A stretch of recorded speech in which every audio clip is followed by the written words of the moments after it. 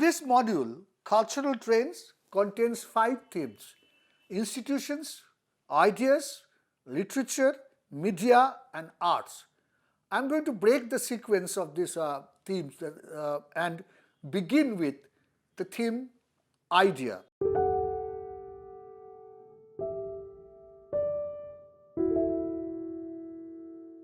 This is a very crucial and contemporary issue.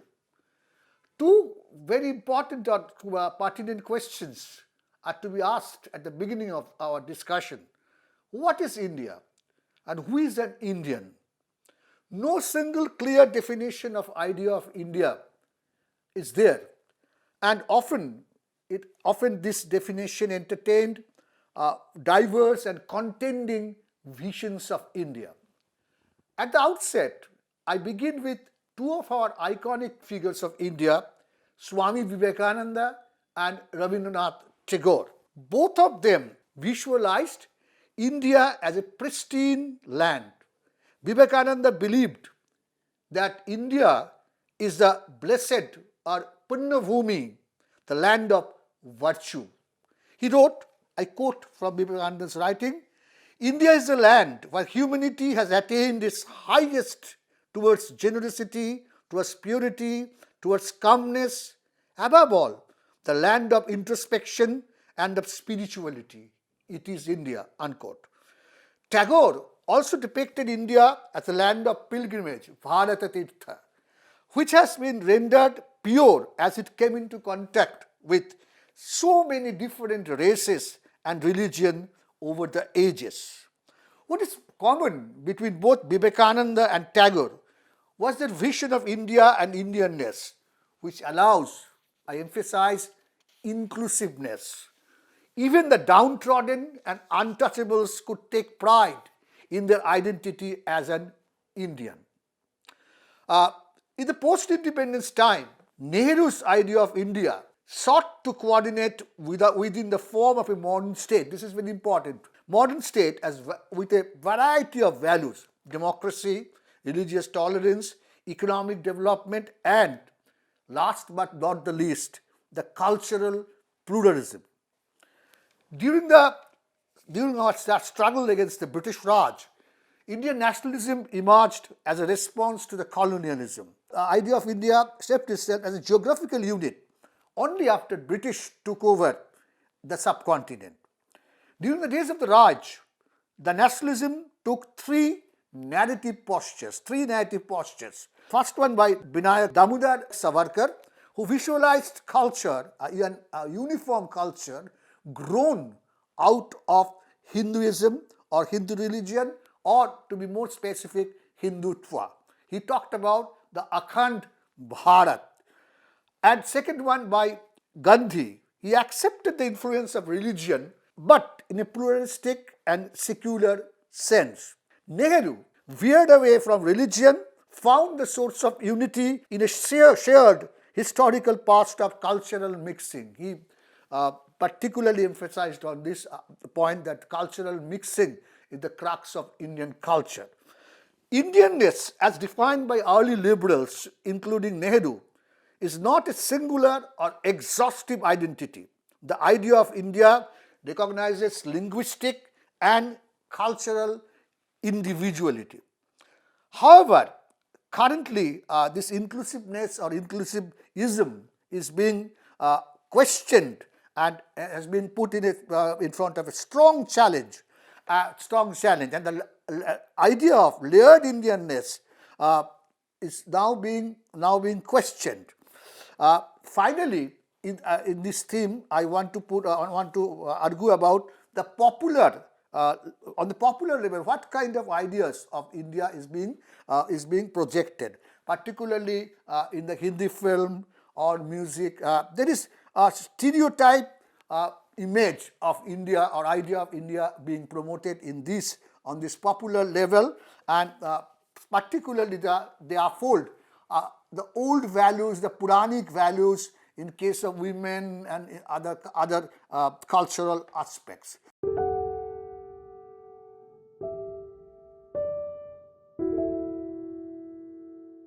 In post-independence India, for providing highest quality of education in science, technology and management, and preservation of heritage and culture. New institutes were established and old ones were continued with renewed vigor. To build a new infrastructure rich and industrial India, requirement for manpower with sound technological knowledge was felt in the early years of post-independence India. Thus, the first Indian Institute of Technology, IIT, was established in Kharagpur, West Bengal in 1951. IITs are autonomous public institutes of higher education and governed by Institutes of Technologies Act 1961, which declared them as institutions of national importance. There are 20 IIMs, Indian Institute of Management in India, in 2019. The first IIM, incidentally, was established in Kolkata in 1961. Surprisingly, the second one came up after 12 years of the first one in 1973 in Bangalore. Some of the other notable educational institutions include Indian Institute of Science in Bangalore.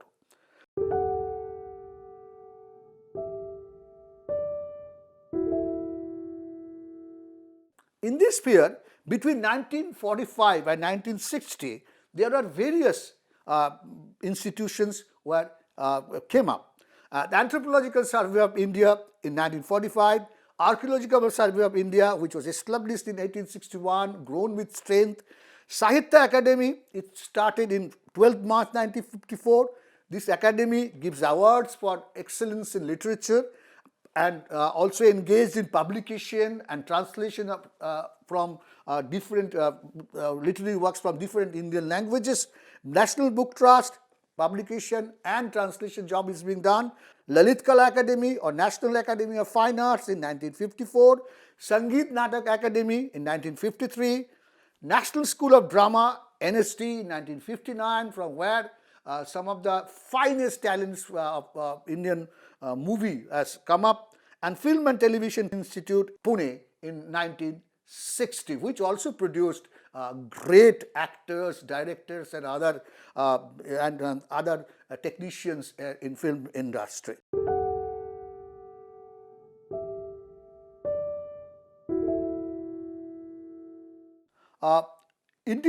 Post-independence India, Indian literature, when you talk about it, we cannot deny that it has to carry a legacy from pre-independence era. And it is also to be recognized that in the independence of India, along with the partition of the country and the Holocaust in 1946-47, left an indelible mark on creative writing done in various regional languages at the time of when those events were happening and afterwards. In the pre-independence era, Rabindranath Tagore, Sharat Chandra Chatterjee, V. Narayan Menon, Munshi Premchand, those were the literary icons, and the question which was raised after independence, that whether the new literary style should follow these icons or break away from it. One very important aspect of post-independence literary world in India is the growth of regional literature. Urdu, Hindi, Punjabi literature expressed the shock and grief over the massive human tragedy involving the partition. And one must remember that two parts of India, Punjab and Bengal, suffered most in the events of partition and what followed after. Famous writers like Amrita Pritam, Sadat Hasan Manto, Kartar Singh Duggal, Ismat Chugtai, Krishan Chandar, Premendra Mitra in Bengali, Manik Bandyopadhyay in Bengali, to name a few, who recreated those Holocaust, those pains and those kind of violence which really prevailed during this partition time. In the Tamil literature, in post-independence India, I'll just refer to one very, very important personality, D. Jayakantan. He was a giant among post-independence Tamil writers, won so many laurels, and he really unveiled the depths of human emotion and equations. In the Kannada literature in South India, from the 1940s, beginning of 1940s, there was a era called the Navodaya era, and the Pragatishil movement, the progressive movement, was led by A. N. Krishna Rao or Anarku. His nickname was Anarku, and this movement aimed at and said that literature must be the instrument of social revolution. This Navodaya style in Kannada literature continued in 1950s. In Assamese literature, we find there were quite a few female writers like Arupa Kalita Patangia, who she drew materials from Assamese history and culture and dealt with middle and lower strata of the society. Coming to the Hindi literature, the influence of the Chayabadi school of Romanticism, and one of the icons of that movement was Mahadevi Verma. I think that shadow of our influence of Chayabadi movement lingered even after post-independence era. But some of the eminent writers in post-independence India in Hindi literature was Ramadhi Singh Dinkar, who was called the Rashtra Kavi, Phanisher Renu, based in Bihar. His famous novel Tisri Kasam was made into an excellent film. Nirmal Verma, he was one of the founders of new short story school, but Nai Kahani School. Now I take up the Bengali literature in post-independence era. There are two strands, major strands, which I trace in this case. One was the authors, some of the poets and say novelists tried to break away from the Tagorean influence and create a new style of writing. It's called the Kali Kolom or Kollol group. They also responded, there were some other writers who responded to the emerging critical socio-economic scenario in post-independence India. Horizons were widened. Lot of characters which were created were not given place in Bengali literature earlier. Novels, short stories, drama, poetry, they mostly projected the awareness to the human dilemma. Writers like Manik Bandyopadhyay, if we read his stories and novels, we'll find that he dealt with this human dilemma and struggle of the common man. Another genre which developed in post-independence India was the Indian writing in English. The doyen of Indian English fiction we call the Great Trio, Mulk Raja Anand, R.K. Narayan and Raja Rao, the three great writers who call the Great Trio.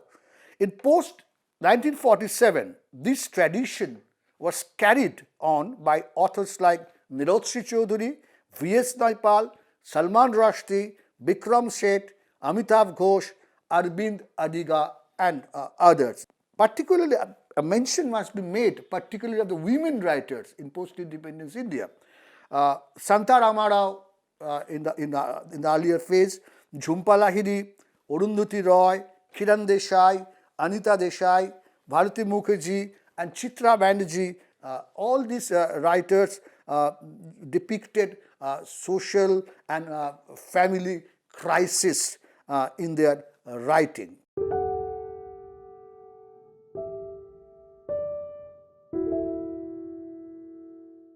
Media. This is a very crucial one. I break it in three parts. Print media, that's newspaper and magazines. Second, radio and television. Ever since the publication of first newspaper in India by James Augustus Hickey, the Bengal Gazette in 1780, One troubled issue is that of freedom of press. Raja Ram Mohan Roy was the earliest person who took up the cause of freedom of press. There are other also British editors also took interest in this issue and also argued against the curbing the freedom of press. Gradually, the newspapers initiated by the Indians involved themselves in the cultural renaissance, reform movements, and finally the struggle for the freedom. Here in pre-independence era, one must mention that the British Raj always up to curbing the freedom of press and expression. I think in 1870s, Lord Lytton passed his infamous bill which was aimed at gagging the press.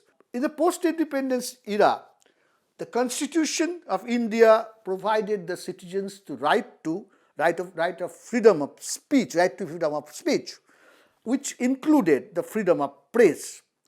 There are also some institutions were created for regulating and for improvement of press. News agency service, the Press Trust of India and PTI was started functioning in 1946. Press Information Bureau or PIP was entrusted with providing or they entrusted with the duty of giving press information on government policies, program and activities. The Press Council of India was first set up in 1966. This is still a very, very, very important institution or organization regarding the press or particularly the print media. It was created or set up by Parliament on recommendation of the first Press Commission. Its object, what was its object? What is his objects? What are his objects? Preserving freedom of press, maintaining and improving standard of press in India. Since I think 1970s, newspaper publication has become a big industry. And what is another significant point is that there is a cross media ownership in newspaper industry now. That means a house which publishes a newspaper also owns a television channel or say FM channel. And involvement in politics is also more palpable than the previous time. And unfortunately, there are also allegations of paid news. Next is radio. I think someone in my age can remember and can recall the existence of a radio like a family member in our home. Radio broadcasting in India began as a private venture in 1923 and 1924 when the radio clubs were established in Bombay, Calcutta and Madras. In 1936, a radio station was commissioned in Delhi. The Indian Broadcasting Service was renamed as All India Radio or AIR. This is the beginning of AIR and what is called the Akashbani, name was given by Rabindranath Tagore. In post-independence era, radio stations proliferated. Full-fledged stations with network of medium, shortwave and FM were active. The radio has a wide reach, access to the world of information and entertainment. This was in the early period in 1950s and even in 1960s the only platform for the performers.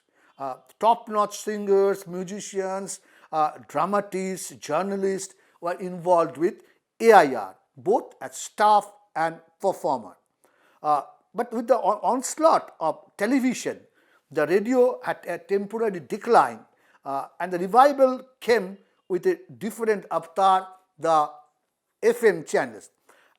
One point before I sign off from the theme of radio, I want to mention one more point, that the strength of radio was felt when there was during the War of Liberation for Bangladesh. How a radio station, how the medium of radio can create and mobilize forces. That was found in during those times in 1971. Now I move on to my last theme in this subject, that is television. It came late.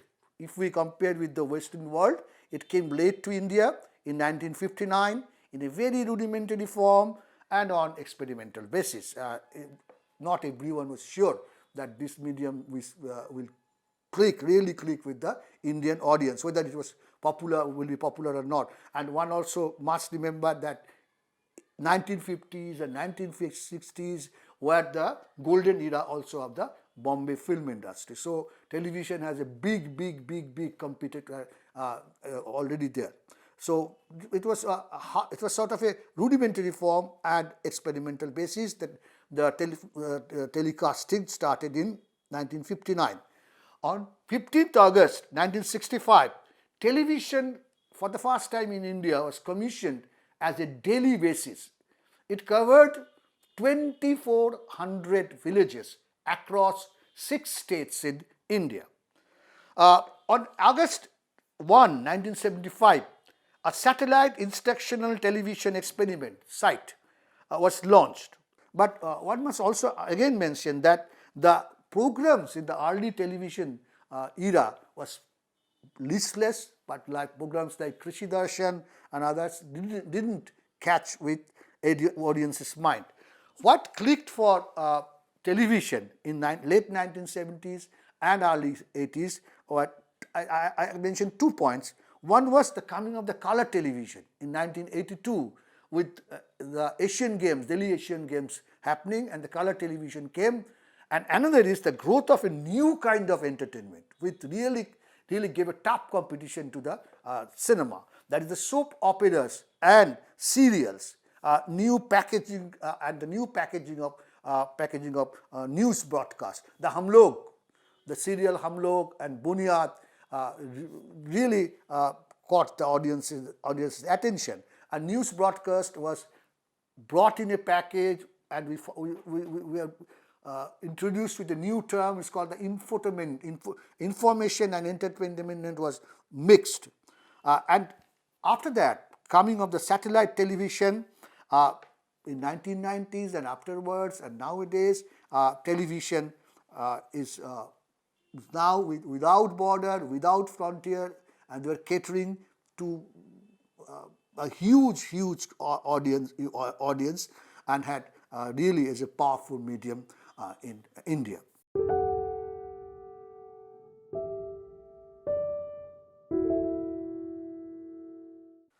Cross currents of tradition and modernism was very much evident in pre-independence Indian art.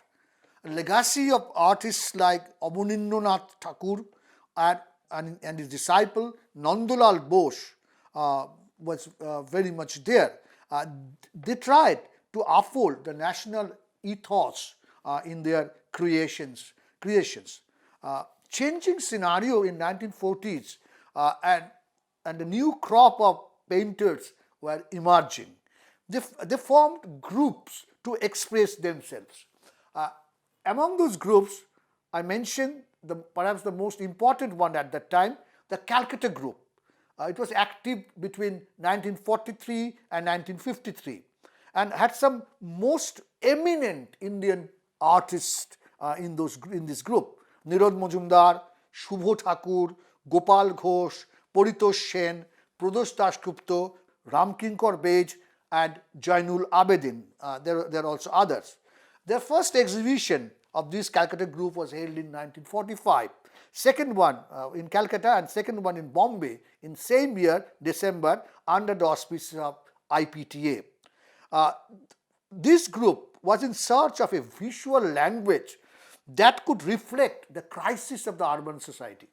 One must note the year in which this group was formed. This is 1943, the year of the Great Famine, Ponchashen Monontor, this Great Famine, and that event, particularly people were dying on the roads of Calcutta in hunger and apathy of the urban society. All this really touched the hearts of these painters, and they wanted to recreate the crisis of this urban society in their paintings. They abandoned the romanticism prevalent among the earlier artists. One more painter, name of one more painter I should add up to this, he was not in this group, was Somnath Hor. He has some fascinating sketches on this 1943 famine. In 1947, in Bombay, Progressive Artists Group was formed. The core members included Francis Newton Souza, Maqbool Fida Hussain, Syed Haidar Raza, and others. And this group were engaged in Indian form of modernism, which you will find in the later works of Maqbool Fida Hussain in his paintings on Indian gods and goddesses. In the 1960s, Indian art scene changed its direction. Language of traditional art came back into reckoning. Jagdish Swaminathan and K.G. Subramaniam, the later one was trained in Kalabhavan, Shantiniketan, led this movement. In Madras, currently Chennai, K.C.S. Panikkar formed the Cholo Mandalam artist community. A fresh look was given to the traditional sources of imagery. Folk and tribal art forms were used. In post-1960s, we find that the individual artists who broke away from the earlier groups continued their experiment with forms and contents, and newer forms and newer contents were added to the Indian art scenario. That closes our discussion on the module of cultural trends, which contained 5 themes: institutions, ideas, literature, media, and finally arts.